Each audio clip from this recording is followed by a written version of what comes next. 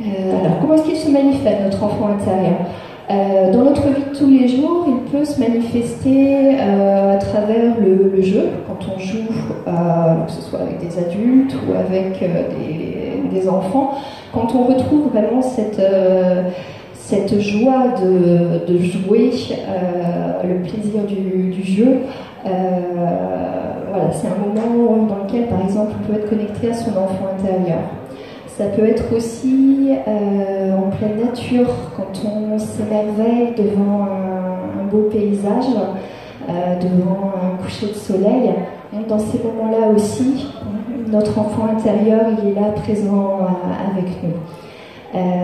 Ça peut être aussi dans une activité artistique qu'on pratique, ou bien dans le cadre d'une relation de confiance, que ce soit une relation intime ou amicale, mais une relation en tout cas où on sent qu'on peut se montrer tel qu'on est, sans masque, on se sent libre, voilà, d'être qui on est vraiment. Donc ce sont différents exemples que vous avez très certainement connus à certains moments. Alors peut-être que vous ne vous êtes pas dit, voilà, là je suis connectée à mon enfant intérieur, mais vous avez certainement expérimenté ce genre de choses. Alors après, il existe des outils spécifiques pour aller à la rencontre de son enfant intérieur et mieux le connaître. Mais déjà, voilà, dans notre vie de tous les jours, on a accès à ce genre de choses. Alors, donc, comme je vous le disais tout à l'heure, il existe des outils spécifiques pour apprendre à mieux connaître son enfant intérieur.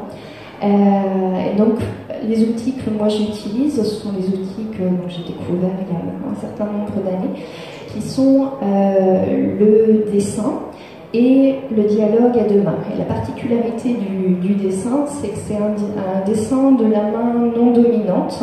Donc si vous êtes droitier, ce sera un dessin de la main gauche et vice-versa.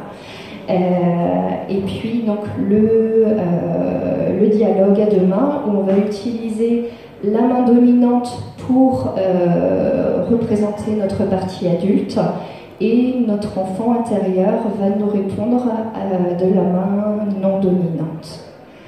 Et donc la première étape,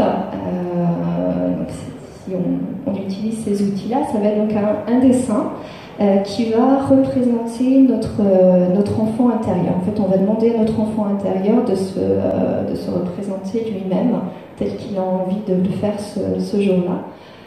Et alors voilà, c'est moi mon tout premier dessin que j'ai fait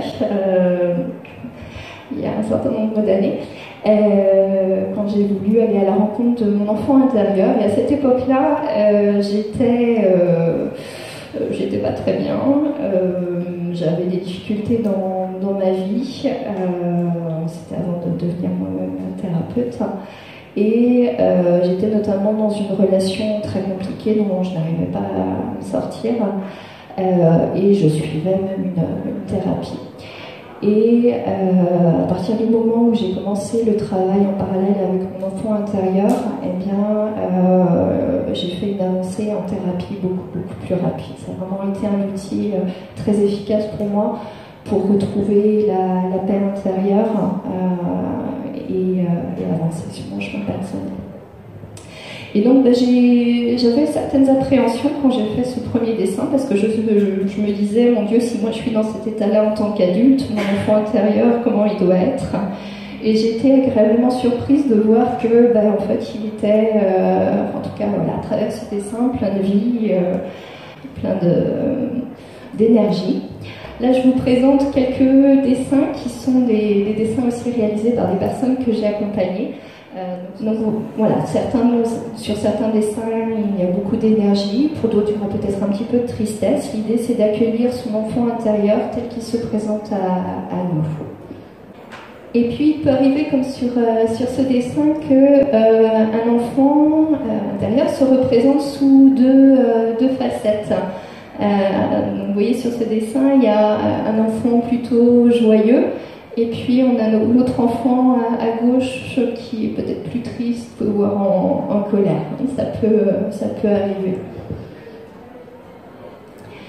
Et donc, une fois qu'on a fait ce premier dessin, eh bien, on peut commencer la deuxième phase de dialogue pour avoir plus d'informations sur notre enfant intérieur, mieux le connaître.